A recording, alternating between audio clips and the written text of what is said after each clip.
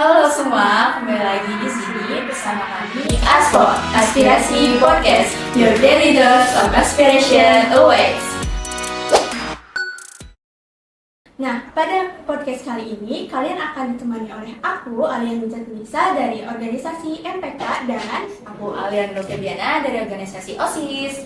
Nah, pada kesempatan kali ini kita kedatangan tamu yang penting banget nih guys. Kira-kira siapa ya Al? penasaran kan? Langsung aja kita sambut kepada Ibu Rositiana SPDMM selaku Kepala Sekolah SMK Negeri 1 Depok yang akan menjadi bintang tamu kita pada podcast kali ini. Wah, selamat datang Ibu di podcast eksklusif milik MPK OSIS SMK Negeri 1 Depok. Apa kabar Ibu? Alhamdulillah. Oke, sebelum masuk ke segmen inti, bolehkah Ibu menceritakan autobiografi Ibu secara singkat? Baik. Mungkin dari kelahiran ya. Ibu lahir di Kota Bogor tahun 1972. Kemudian mendapatkan kuliah di IKIP Jakarta. Selanjutnya lanjutkan pendidikan di IMI Jakarta. Untuk pengalaman mengajar sendiri, pertama ibu mengajar di Kota Pandeglang, Banten. Waktu itu masih gabung dengan Jawa Barat.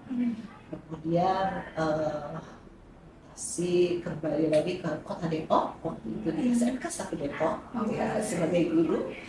Kemudian diangkat pertama kali menjadi kepala sekolah di SMK Negeri 3 Depok.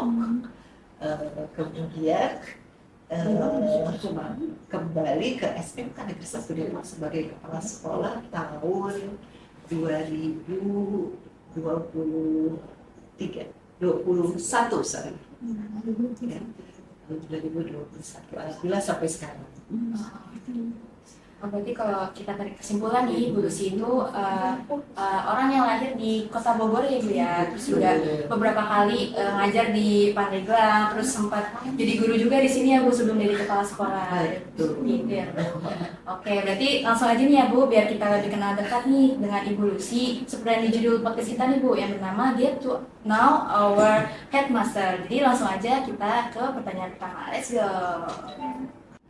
Oke, langsung kita masuk pertanyaan pertama ya Ibu. Nah, sebagai kepala sekolah nih, pastinya Ibu telah melalui berbagai proses atau perjalanan karir. Nah, apakah boleh Ibu ceritakan nih gimana sih perjalanan karir Ibu sampai saat ini? Ya, kalau perjalanan karir seperti tadi sudah disebutkan ya, bahwa pertama ibu memulai menjadi seorang pengajar itu tentu saja di Kota Bogor. Sejak masih kuliah, ibu udah mulai ngajar, terus kemudian diangkat waktu itu menjadi PNS seperti tadi disebutkan di Kota Pandeglang ya. Waktu itu masih gabung dengan Jawa Barat, kemudian jadi guru ya, kemudian mutasi ke Kota Depok, waktu itu masih sebagai guru, kemudian diangkat menjadi kepala sekolah di SMK 3 Depok kebetulan ya, selama 5 tahun kurang lebih, dan akhirnya mutasi kembali sebagai kepala sekolah di SMK Negeri 1 Depok sampai saat ini. Nah, teman-teman, berarti begitu banyak proses yang telah dilalui Ibu Lucy hingga mencapai karirnya pada saat ini. Dan sebagai kepala sekolah, tentu saja Ibu Lucy memiliki banyak prestasi yang telah diraih selama proses karir tersebut. Nah, boleh nggak sih Ibu untuk menceritakan apa saja prestasi yang telah Ibu raih dan bagaimana cara Ibu untuk mencapai prestasi tersebut, entah prestasi pribadi ataupun prestasi yang ada di sekolah yang telah Ibu mengajar misalnya di SMK 1 ini. Sebetulnya kalau dibilang prestasi sih mungkin masih jauh kali ya, tetapi dari perjalanan karir yang telah Ibu jalankan selama ini, jadi awal-awalnya itu Ibu pernah menjadi pada saat menjadi kepala sekolah ya, Ibu pernah menjadi kepala sekolah berprestasi tingkat kota, kemudian tingkat betul, tingkat kota atau tingkat KCD ya, kemudian berlomba di tingkat provinsi. Itu pada tahun 2020 ya 2021 waktu itu ya. Waktu itu ibu masih menjabat sebagai kepala sekolah SMK 3. Kemudian pada saat ibu di SMK 1 Depok ini, ibu berusaha untuk memajukan prestasi sekolah dengan menjadikan SMK Negeri 1 Depok sebagai SMK dulu itu ada yang disebut dengan SMK PK, Pusat Keunggulan. Ya. Bahkan sampai sekarang sebetulnya prosesnya gitu. Jadi pertama ada SMK PK tuh SMK 1 langsung ikutan. Alhamdulillah terseleksi gitu ya. Kemudian berikutnya juga kita di Kota Depok waktu itu terpilih sebagai SMK BLUD. Ya, mungkin bisa disebut sebagai prestasi juga karena untuk SMK BLUD ini merupakan SMK pertama di Jawa Barat. Ya, jadi ada beberapa SMK gitu ya yang menjadi SMK ditetapkan sebagai SMK BLUD dan salah satunya adalah SMK Negeri 1. Oh gitu ya Bu, berarti memang prestasi yang diraih dari Ibu itu udah lumayan banyak ya guys ya, atau dari diri sendiri juga untuk sekolah ya Bu. Nah selanjutnya nih kita penasaran dan barangkali teman-teman juga ada nih yang cita-cita jadi seorang kepala sekolah gitu ya Bu. Nah terus kira-kira apa aja kayak tugas dari kepala sekolah itu. Nah boleh nggak Ibu ceritakan atau beritahu kepada kami dan teman-teman juga nih untuk gimana sih tugas sebagai seorang kepala sekolah? Sebetulnya semua orang berkesempatan untuk menjadi kepala sekolah atau untuk menjadi seorang pemimpin. Nah, untuk menjadi kepala sekolah yang berprestasi, ya tentu saja harus mempunyai semangat untuk memajukan sekolah tersebut, itu pasti ya. Dan sebagai seorang kepala sekolah, tugasnya ya tentu saja membawa sekolah tersebut menuju ke arah kemajuan. Sebagai seorang kepala sekolah, tentu saja ada berbagai macam tugas yang harus dilaksanakan.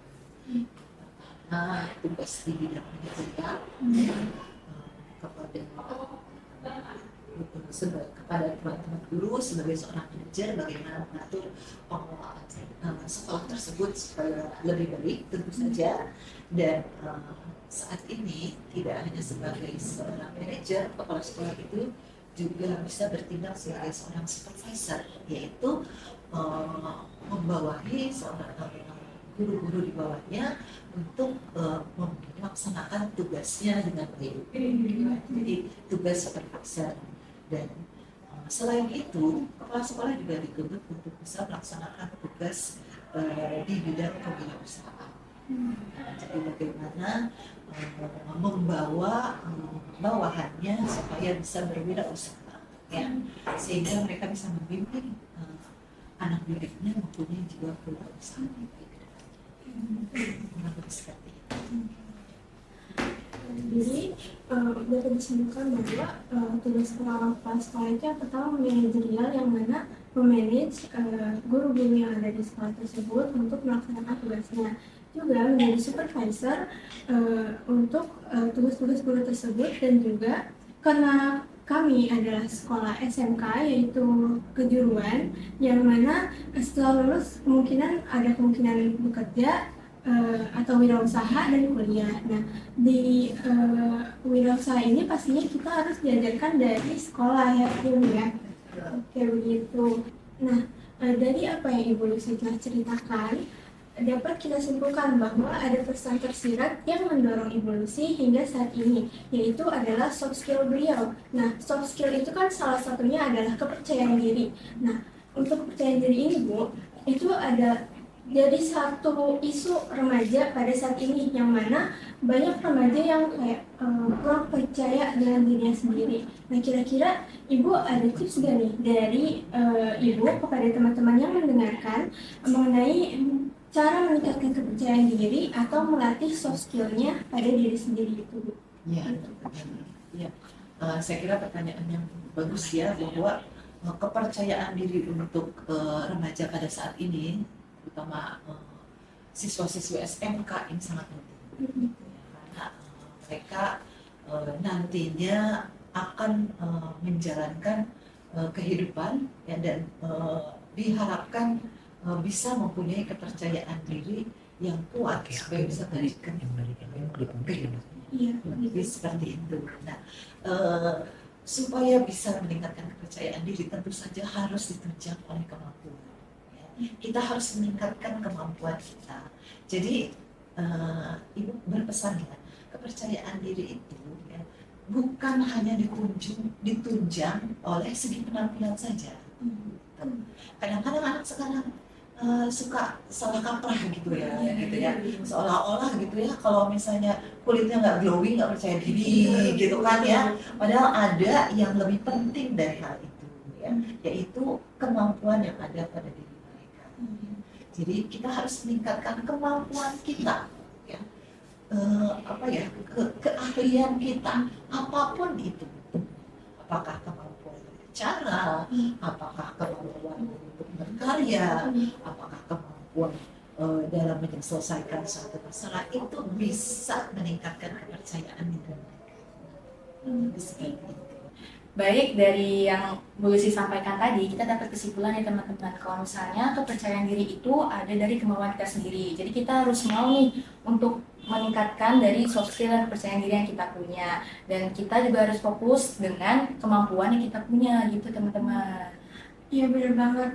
Kita juga harus punya kemauan apa yang kita tuju gitu. Aku mau cerita sedikit, Bu. Jadi sebelum masuk SMP itu, waktu SMP, jujur aku tuh orangnya yang kurang percaya diri, terus aku pemalu banget gitu.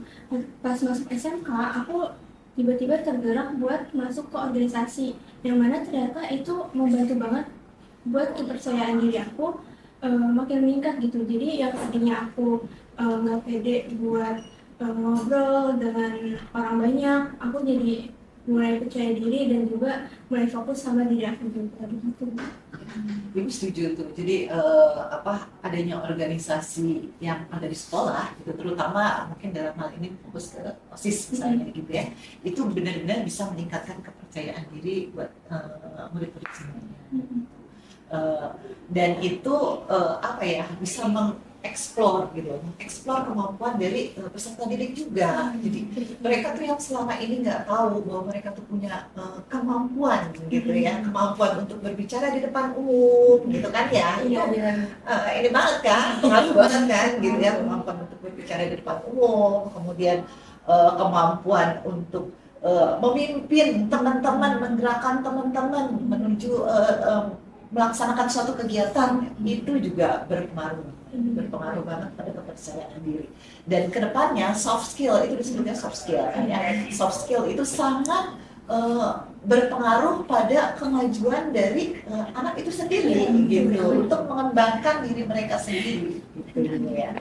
Dan makanya Ibu sangat mendukung setiap kegiatan-kegiatan yang dilaksanakan di OSIS ya, atau organisasi-organisasi sekolah yang ada di sekolah maksudnya. Iya. Oke. Nah, teman-teman, kita udah sampai di segmen inti yang mana seperti nama podcast kita, yaitu ASPO atau Aspirasi Podcast, yang mana kita membahas aspirasi-aspirasi yang telah MPK kumpulkan setiap bulannya dari murid-murid di SMK Negeri 1 Depok. Nah, pada kesempatan kali ini kita akan membahas langsung nih dengan Ibu Kepala Sekolah. Di aspirasi ini berisi beberapa saran acara yang ingin diadakan di SMK Negeri 1 Depok. Misalnya seperti acara 1 hari 1 adat, yang mana di bayangan saya, Bu, untuk acara ini murid-murid SMK Negeri 1 Depok itu dalam 1 hari mengenakan pakaian adat atau pakaian tradisional dalam kegiatan belajar mengajar. Dan pastinya untuk merealisasikan sebuah acara tersebut, kami sebagai anak organisasi harus melalui prosedur atau proses untuk merealisasikan kegiatan tersebut kan, Bu. Nah, boleh gak sih Ibu berikan penjelasan prosedurnya agar teman-teman tahu nih kalau sebuah aspirasi itu perlu proses untuk direalisasikan? Ya, sebetulnya ide-ide yang yang ditimbulkan atau yang dimunculkan oleh anak-anak itu semuanya ide-ide kreatif dan itu sangat membangun. Ya, tapi tentu saja dengan tidak mengabaikan kepentingan inti dari sekolah tersebut itu pastinya. Setuju sih dengan adanya satu hari satu adat tadi ya, satu hari satu adat di mana siswa diminta untuk berpakaian adat daerah masing-masing, ya.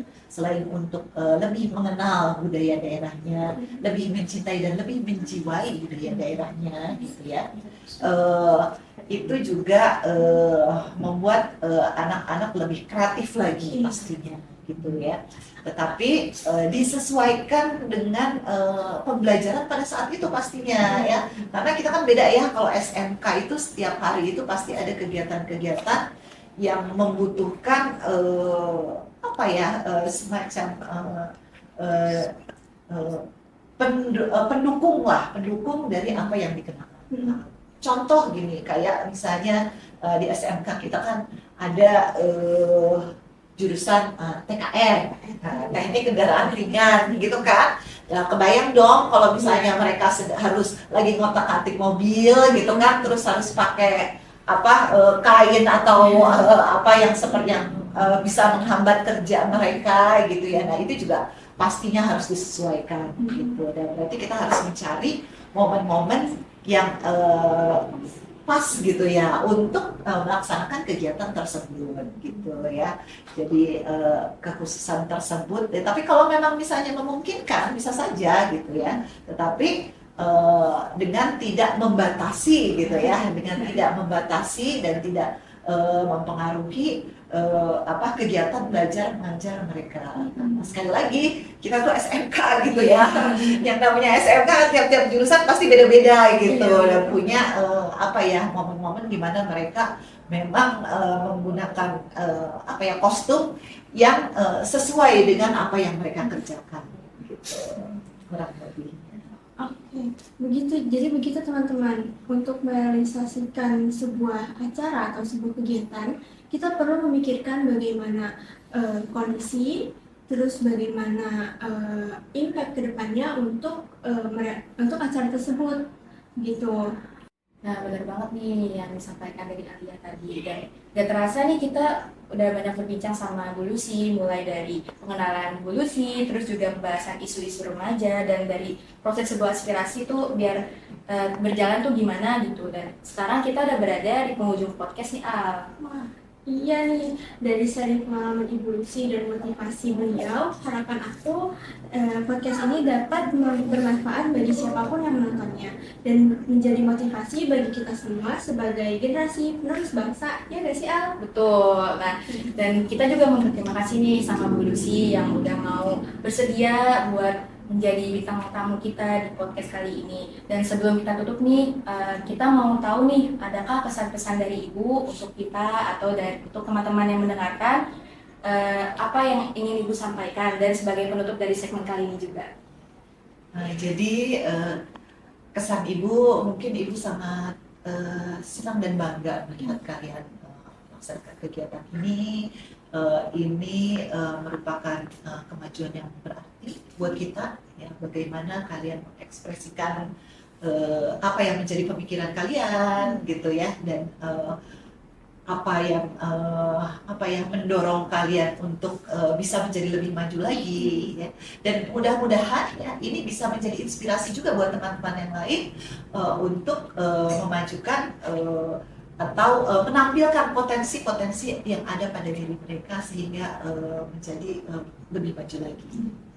Itu harapan Ibu. Dan pesannya kepada anak-anakku sekalian, semuanya tetap berkreasi ya, berinovasi gitu ya, dan explore semua potensi yang ada pada diri kalian mumpung masih ada di sekolah, mumpung masih ada di SMK, mumpung masih menjadi pemuda bangsa, pemuda harapan bangsa maksudnya dulu ya. Dan semoga kalian sukses ke depan. Amin. Terima kasih Ibu Lucy. Oke teman-teman, jadi itu tadi bincang-bincang kita dalam podcast Get to Know Our Headmaster. Terima kasih kepada teman-teman semua yang telah menonton dan see you on next podcast. Aspo, your daily dose of aspiration awaits. Dadah!